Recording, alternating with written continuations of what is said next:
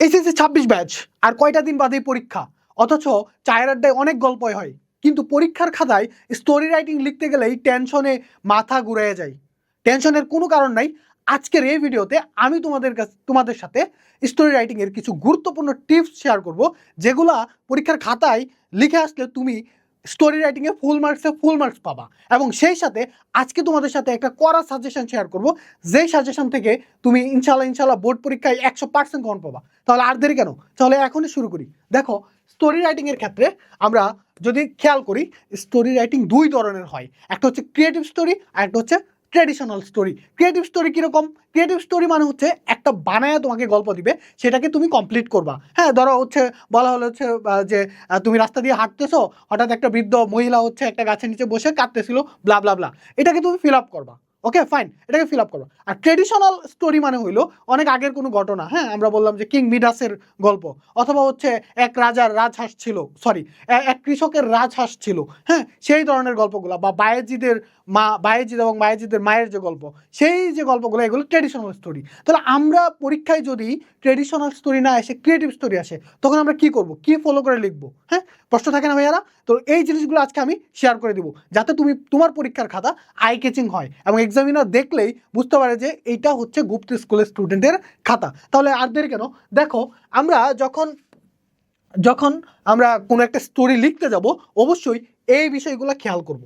যখন আমরা কোনো একটা স্টোরি বানায় লিখতে যাব, এর মানে আমার পরীক্ষায় স্টোরি কমন পড়ে নাই, তখন আমি আসলে কি করব? স্টোরি কি ছেড়ে দিয়ে আসবো? না, তখন আমি বানায় লিখবো। আর বানায় লেখার ক্ষেত্রে অবশ্যই তুমি এই জিনিসগুলা মাথায় রাখবা। কোন কোন জিনিস? দেখো, number one, an eye catching title. অবশ্যই তোমাকে একটা আই ক্যাচিং টাইটেল দিতে হবে, যে টাইটেলটা দেখলেই টিচার বা এক্সামিনার বুঝতে পারে যে না, স্টোরিটা অনেক দারুণ বা তুমি অনেক সুন্দর করে লিখছো। হ্যাঁ, এবং এরপরে দেখো, ইউজ পাস্ট টেন্স। আমরা সকলেই জানি যে স্টোরিগুলো হয় অতীতকালের। অবশ্যই তুমি স্টোরিতে পাস্ট টেন্স ইউজ করবা, কোনোভাবেই প্রেজেন্ট টেন্স ইউজ করবা না। হ্যাঁ, তারপর দেখো, relevant information in creative story. এখানে একটা জিনিস খেয়াল করতে হবে ভাইয়া, ক্রিয়েটিভ স্টোরি যখন বানাইতে যাবা, যখন তুমি একটা নতুন স্টোরি লিখতে যাবা, অবশ্যই তুমি ওই যে গল্পের যে লাইন ফ্লো, এই ফ্লোর সাথে রিলিভেন্ট করে লিখবা। কোনোভাবেই এটার সাথে মিলে না বা এটার সাথে যায় না, সামঞ্জস্যপূর্ণ না, এরকম তথ্য দিবা না। ওকে, এরপর দেখো, not using I, we, you. হ্যাঁ, অর্থাৎ ফার্স্ট পার্সন এবং সেকেন্ড পার্সন ফুললি প্রহিবিটেড, এটা লেখা যাবে না। হ্যাঁ, সবসময় স্টোরি রাইটিং করতে হয় থার্ড পার্সন দিয়ে।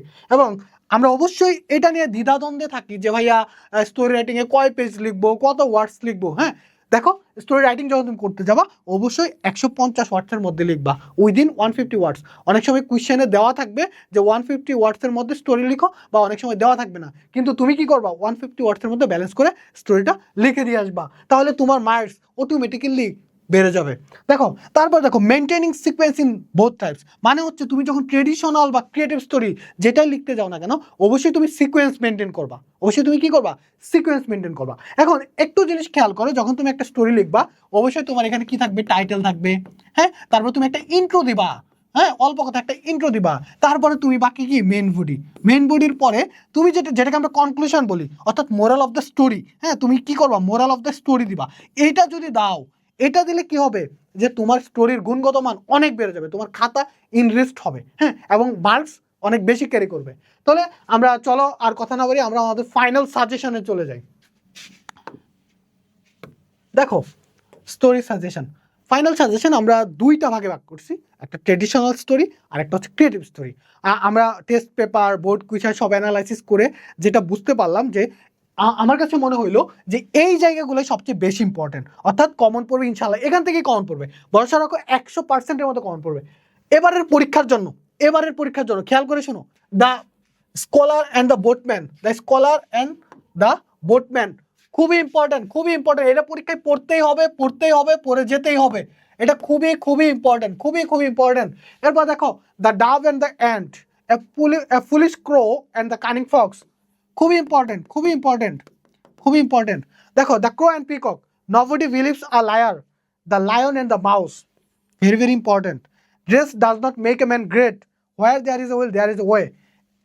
এই যে একটা, দুইটা, তিনটা, চারটা, পাঁচটা, এই পাঁচটা ভালো করে আগে দেখবা, তারপরে কি রিস্ক না নেওয়ার জন্য আমরা বাকি 3টাও দেখবো। এর মানে আমরা এই ট্রেডিশনাল স্টোরির মধ্যে এই 8টা গল্পই পড়বো এবং এই 8টা গল্পে কিন্তু তোমাদের পড়া। তাহলে চলো একটু ক্রিয়েটিভ স্টোরিতে কি কি আছে একটু দেখে ফেলি।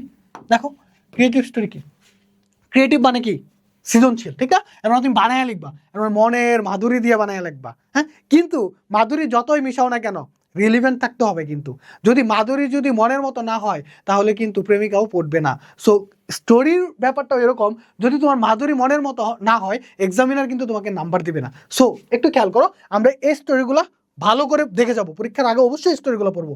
হ্যাঁ, দেখো the honesty of school girl অথবা স্কুল বয়, হ্যাঁ, অথবা স্কুল বয়ও হইতে পারে, স্কুল গার্ল অথবা স্কুল বয়। তারপরে দেখো পারুলস ইনডমিটেবল ডিজায়ার, এটা কয়েকবার আসছে এবং টেস্ট পেপারের বিভিন্ন জায়গায় আসছে, বিভিন্ন কলেজে আসছে এটা। হ্যাঁ, এরপরে দেখো a dreadful call at midnight from an unknown number, হ্যাঁ, a dreadful call at midnight from an unknown number, এই যে বিষয়টা।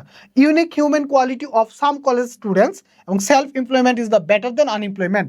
অর্থাৎ আমরা এই 5টা স্টোরি ক্রিয়েটিভ দেখবো এবং আমরা একটা ভালো একটা আইডিয়া নিব। হ্যাঁ, আমি বিশ্বাস করি এবং আমি আশা করি যে তোমরা যদি এই স্টোরিগুলা ভালোভাবে পড়ো ইনশাল্লাহ পরীক্ষায় কমন পাবা। এবং তাহলে এই পিডিএফটা তো আমাদের সবার লাগবে না? যে এই পিডিএফটা পাওয়ার জন্য তোমাকে কিছুই করতে হবে না, জাস্ট তোমার গুপ্ত বন্ধুটাকে এক্সপোজ করে দিতে হবে, তার কাছে শেয়ার করে দিবা আমাদের আজকের এই ভিডিওটা। সেই ভিডিওটা শেয়ার করে একটা স্ক্রিনশট আমাদের পেজ ইনবক্স করবা। পেজ ইনবক্স করলেই তুমি আমাদের গ্রুপে অ্যাড হয়ে যাও এবং সেখান থেকে সকল ধরনের পিডিএফ পেয়ে যাবা। সে পর্যন্ত সবাই ভালো থাকবা, সুস্থ থাকবা, দেখা হবে বিজয়ে। আসসালামু আলাইকুম।